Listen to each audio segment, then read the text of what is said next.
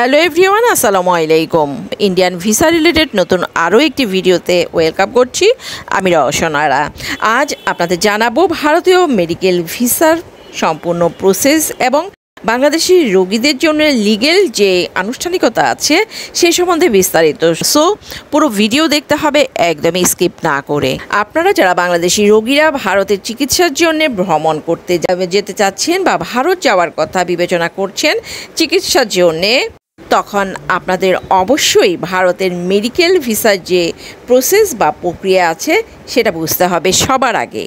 এর কারণ হলো, যারা এই প্রক্রিয়া বা প্রসেসের সাথে পরিচিত নন তাদের কাছে কিন্তু এই ব্যাপারটা মনে হতে পারে অনেক বেশি কঠিন।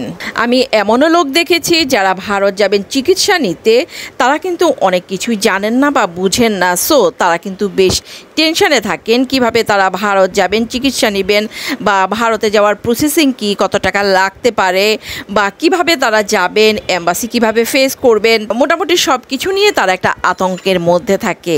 সো একজন রোগী এবং তাদের পরিবারকে সফল চিকিৎসা বা ট্রাভেল করার জন্য প্রস্তুত করতে খুবই সামান্য চেষ্টা করেছি আজকের এই ভিডিওতে।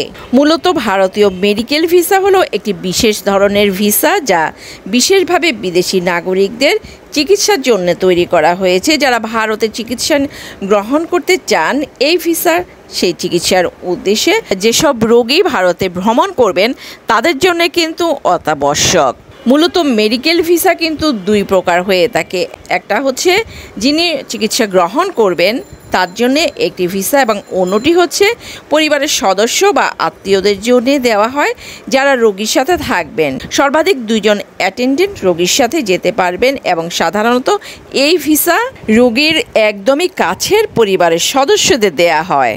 মেডিকেল ভিসার জন্য প্রথমেই প্রয়োজন হয় একটি বৈধ পাসপোর্ট। যেমন পাসপোর্টের মেয়াদ ভারতের নির্ধারিত অবস্থানের কমপক্ষে 6 মাস পর পর্যন্ত বৈধ হতে হবে। ভারতীয় ইমিগ্রেশন অফিসারদের দ্বারা ভিসা স্ট্যাম্পিংয়ের জন্যে এতে অন্তত 2টি ফাঁকা পৃষ্ঠা থাকতে হবে। এরপর লাগবে রোগী এবং যে কোনো সঙ্গে থাকা অ্যাটেন্ডেন্টদের সাম্প্রতিক 2টি রঙিন ছবি। ছবিগুলো স্পষ্ট হতে হবে, সাদা ব্যাকগ্রাউন্ড সহ, এবং ভারতীয় কর্তৃপক্ষ ছবির জন্য নির্ধারণ করেছেন যে সাইজ, সেই সাইজ অনুযায়ী কিন্তু ছবি দিতে হবে। এরপর লাগবে রোগের ধরন এবং ভারতের চিকিৎসার প্রয়োজনীয়তা নিশ্চিত করার জন্যে বাংলাদেশের একজন স্বীকৃত ডাক্তারের মেডিকেল রিপোর্ট লাগবে। ভারতের যেখানে আপনি চিকিৎসা করাবেন সেই হাসপাতালের একটি অফিসিয়াল লেটার লাগবে। লেটারটিতে চিকিৎসা পরিকল্পনা, থাকার সময়কাল এবং অন্যান্য প্রাসঙ্গিক বিবরণ স্পষ্টভাবে উল্লেখ থাকতে হবে। এটি হাসপাতালের অফিসিয়াল লেটার হেডে হতে হবে এবং উপযুক্ত কর্তৃপক্ষের দ্বারা স্বাক্ষরিত হতে হবে। দেন এবার লাগবে ব্যাংক স্টেটমেন্ট, বিমার পেপারস এবং অন্যান্য আর্থিক রেকর্ড যা প্রমাণ করে যে একজন রোগীর চিকিৎসা, ভ্রমণ এবং ভারতে থাকার খরচ বহনের জন্য পর্যাপ্ত অর্থ আছে। কিছু আবেদনকারীর ক্ষেত্রে চিকিৎসার জন্য অর্থ প্রদানের প্রমাণ বা হাসপাতাল থেকে নিশ্চয়তা প্রদান করতে হতে পারে।